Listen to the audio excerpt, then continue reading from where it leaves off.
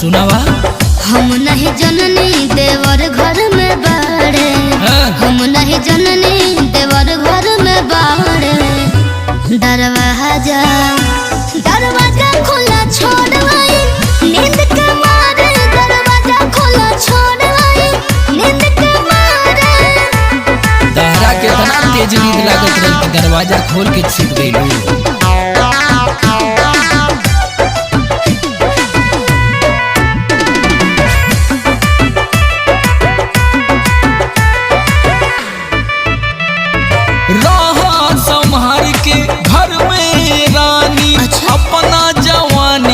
राखनी गरानी कम से कम तू तो ध्यान देवल करा।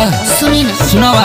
भोर दिन हो खतावे खतानी राजा जी, बड़ पानी लाचार कहतानी राजा जी। ए